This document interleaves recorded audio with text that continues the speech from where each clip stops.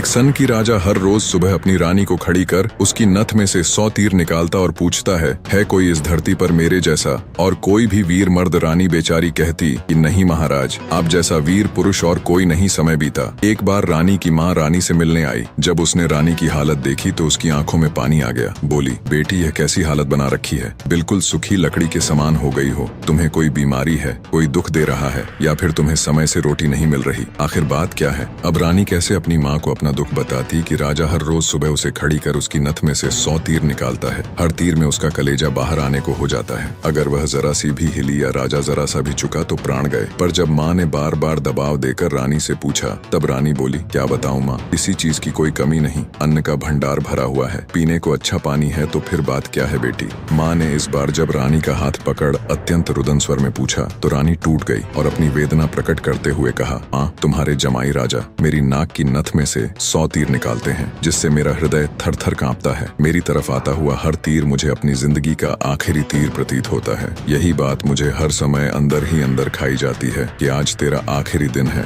बस माँ, इसी चिंता के कारण कुछ भी खाना पीना मेरे हलक से नीचे नहीं उतरता। रानी की माँ ने हैरान होते हुए कहा, यह तुम क्या कह रही हो बेटी, ये कब हुआ? रानी बोली, माँ यह मत पूछो कब हुआ, ये पूछो कब नहीं हुआ। राजा हर रोज सुबह मुझे खड़ी करके सबसे पहले मेरी नथ में से 100 तीर निकालते हैं, उसके बाद ही अपना दिन शुरू करते हैं। बोली, कुछ बोलते भी हैं? रानी बोली, हाँ माँ, कहते हैं इस धरती पर मेरे जैसा कोई और मर्द है। रानी की माँ कुछ सोचते हुए बोली, बेटी चिंता मत कर, कल वो जब ऐसा पूछे तो कह देना, दुनिया में मर्द बहुत घर नहीं तो बाहर बहुत घर से बाहर निकलो शेर को, स्वा शेर बहुत इतना। कह रानी की माँ अपनी बेटी से विदाई ले अपने घर चली गई। अब रानी को इंतजार था तो बस अगली सुबह का राजा ने सोती हुई रानी को हाथ पकड़कर उठाया और कहा, रानी आ जाओ, समय हो गया। रानी ने सोचा, हे भगवान, बस आज और बच जाऊं, फिर तो जो माँ कहकर गई थी वो बोल दूंगी। और रानी उठकर बाग में जाकर आंख बंद करके अपनी नथ पकड़कर खड़ी हो गई। राजा ने रोज की तरह एक के बाद एक 100 तीर रानी की नथ में से निकाले। तीर निकाल राजा बोला, बोल रानी है दुनिया में मेरे जैसा कोई और शूरवीर मर्द? रानी हिम्मत जुटा बोली, महाराज दुनिया में शूरवीर मर्द बहुत घर नहीं तो बाहर बहुत, आप बाहर निकल के देखो शेर को। सवा शेर बहुत। राजा हैरान होते हुए बोला, ठीक है रानी, अगर यही बात है तो कुछ खाने का सामान दो, मैं जा रहा हूँ बाहर शूरवीर मर्द देखने। मैं भी तो देखूं है कोई मुझसे ज्यादा शूरवीर मर्द। इस दुनिया में थोड़ा बहुत खाने पीने का सामान ले। राजा निकल पड़ा। चलते चलते एक कच्चे रास्ते पर हो लिया। थोड़ी दूर ही चला तो आगे देखा एक आदमी रास्ते के किनारे पर लेटा ऊपर की तरफ एकटक देख रहा है। राजा को बड़ा कौतूहल हुआ। ऊपर की तरफ देखा तो उसे सिवाय सूर्य की तेज किरणों के कुछ दिखाई नहीं दिया गया। जिज्ञासावश उसके पास और पूछा, क्यों भाई, ऊपर क्या देख रहे हो? काना आदमी ने कहा, इंद्र के अखाड़े में परियों का नाच हो रहा है, वो देख रहा हूँ। राजा ने एक बार फिर से ऊपर देखा पर उसे कुछ दिखाई न दिया तो उसका आश्चर्य बढ़ गया। काने आदमी ने ऊपर की तरफ ध्यान लगाए राजा से पूछा, तुम कौन हो भाई और कहाँ जा रहे हो? राजा बोला, मैं मालवा का राजा उत्पल राज हूँ, मैं दुनिया में शूरवीर मर्द देखने जा रहा हूँ। काने को बड़ा कौतुक हुआ। बोला, तो थोड़ी देर मेरी प्रतीक्षा करो भाई। नाचते नाचते एक परी की पाजेब टूट गई है, वो नीचे गिरने वाली है, बस उसको लेकर मैं भी तुम्हारे साथ शूरवीर मर्द देखने चलूंगा। कुछ ही देर में आकाश से छम की आवाज से एक पाजेब नीचे आ गिरी। काने ने उसे उठाया और जेब में रख लिया और बोला, अब चलो भाई मर्द देखने। मर्द कैसे होते हैं मैं भी तो देखूं। राजा के आश्चर्य की कोई सीमा नहीं थी। उसका अहंकार तो यही नष्ट हो चुका था, उसकी हवाइयां उड़ चुकी थी। सोचा कि तू तो रानी की नथ से तीर निकाल अपने आप को सबसे बड़ा मर्द समझता था, तेरे से ज्यादा तो यह काना है। एक आंख से अंधा होते हुए भी इंद्र के अखाड़े में क्या हो रहा है देख लेता है। अब राजा और काना आदमी दोनों एक साथ चल पड़े। मर्द देखने राजा और काना आदमी अभी कुछ दूर ही चले थे। आगे एक नौजवान व्यक्ति धनुष बाण लिए किसी की प्रतीक्षा में बैठा था। राजा ने उससे भी पूछ लिया, क्यों भाई कैसे बैठे हो? व्यक्ति बोला, अपने दोस्त का इंतजार कर रहा हूँ। राजा बोला, कहाँ है तुम्हारा दोस्त? व्यक्ति बोला, मैंने 100 कोस पर तीर मारा है, उसे लेने के लिए गया है। इतना सुनना था कि राजा के पैरों नीचे से जमीन खिसक गई। कहानी को बीच में रोक आपकी जानकारी के लिए बता दूं, पुराने समय में दूरी मापने के लिए किलोमीटर या मीटर नहीं बल्कि तब के लोग कोसों के द्वारा ही दूरी को मापते थे। उस समय के एक कोस का मतलब आज के लगभग 3 किलोमीटर है। तो नौजवान व्यक्ति ने राजा और कांडे आदमी से पूछा, तुम लोग कहाँ जा रहे हो? कांडे ने कहा, मर्द देखने। उत्सुकतावश नौजवान ने कहा, तो भाई हम भी चलेंगे तुम्हारे साथ मर्द देखने, बस थोड़ा इंतजार करो, मेरा दोस्त अभी मेरा तीर लेकर आता ही होगा। राजा बोला, 100 कोस से आज ही थोड़े ना आ जाएगा, उसे तो कई दिन लगेंगे। नौजवान ने मुस्कुराते हुए कहा, नहीं मान्यवर, उसे 100 कोस से जाने और आने में सिर्फ 1 घंटा लगता है। थोड़ी ही देर में एक लंगड़ा व्यक्ति नौजवान के द्वारा छोड़ा हुआ तीर हाथ में लेकर आता है। अब राजा को काटो तो खून नहीं। रानी की नथ में से तीर निकाल खुद को मर्द सूरमा समझने वाले राजा को अब एक से एक बड़े सूरमा टकरा रहे थे। वो जिस बिल में हाथ डाल रहा था वहीं से सांप फुफकार हुए निकल रहे थे। एक काना आदमी जो एक आंख ना होते हुए भी इंद्र के अखाड़े में परियों का नाच देख रहा है। एक युवा पराक्रमी नौजवान 100 कोश तक तीर मार रहा है। एक अपाहिज लंगड़ा आदमी 100 कोस की दूरी सिर्फ 1 घंटे में नाप देता है। बोझिल कदमों के साथ राजा अब उन तीनों के साथ आगे चल पड़ता है। चलते चलते वे एक नगर में पहुंचे जहां एक राजा की लड़की का स्वयंवर चल रहा था। स्वयंवर की शर्त थी कि जो व्यक्ति 50 कोस से 2 घंटे में हंसता पान बोल सुपारी ला देगा, उसी के साथ रानी का विवाह कर दिया जाएगा। चारों में से लंगड़ा ही इस काबिल था जो कोसों की दूरी मिनटों के हिसाब से तय कर सकता था। अंततः चारों की सलाह पर लंगड़ा व्यक्ति स्वयंवर की शर्त पूरी करने के लिए तैयार हो गया और शर्त अनुसार हंसता पान बोल सुपारी लाने के लिए चल पड़ा। रानी के स्वयंवर की शर्त अनुसार लंगड़ा व्यक्ति तेजी के साथ उस दिशा में बढ़ने लगा जहां हंसता पान बोल सुपारी का पेड़ था। अपनी दिव्य गति से थोड़े ही समय में वो उस पेड़ के पास जा पहुंचा। उसने सुपारी तोड़ी और अपनी जेब में डाल ली। सोचा अभी तो बहुत समय है, क्यों ना थोड़ी देर सुस्ता लिया जाए। ये सोचकर वह उस पेड़ के नीचे सुस्ताने के लिए लेट गया। ठंडी हवा के झोंकों से जल्दी ही उसकी आंख लग गई। उधर तीनों की समय बीतने के साथ साथ चिंता बढ़ रही थी। 2 घंटे पूरे होने को आए थे, बस थोड़ा समय ही बचा था। नौजवान तीरंदाज ने कहा, इतना समय तो उसे कभी नहीं लगता, जरूर कुछ बात है। काने आदमी ने कहा, रुको मैं देखता हूँ। जब काने ने देखा तो वो पेड़ के नीचे सो रहा था और पेड़ से एक खूंखार जहरीला सांप